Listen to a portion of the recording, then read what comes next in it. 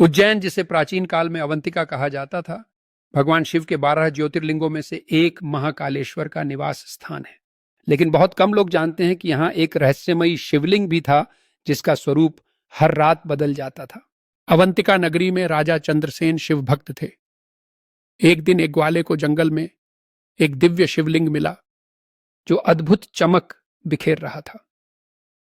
ग्वाले ने इसे राजा को सौंप दिया। राजा ने वहां एक भव्य मंदिर बनाने का संकल्प लिया, लेकिन जब उन्होंने अगली सुबह शिवलिंग को देखा तो उसका आकार बदल चुका था। प्रतिदिन जब भक्त पूजा करके लौटते तो शिवलिंग का रूप, आकार और बनावट रात में स्वयं ही बदल जाता।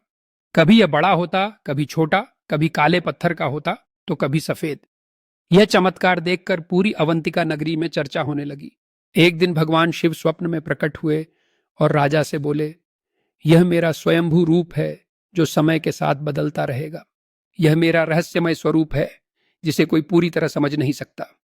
राजा ने इस स्थान को पवित्र घोषित कर दिया और यहां विशेष अनुष्ठान शुरू कर दिए। इस रहस्यमयी शिवलिंग के बारे में कहा जाता था कि जो भी सच्चे हृदय से इसकी पूजा करता उसकी सभी इच्छाएं पूरी हो जाती। परंतु यह भी मान्यता थी कि अगर कोई स्वार्थवश पूजा करता तो शिवलिंग अगली सुबह गायब हो जाता।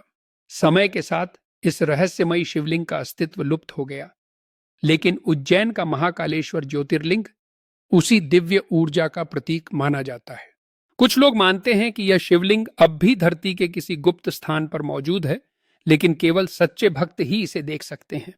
भगवान शिव के रहस्यमयी रूप हमें यह सिखाते हैं कि ईश्वर को समझने की बजाय श्रद्धा और विश्वास से उनकी भक्ति करनी चाहिए।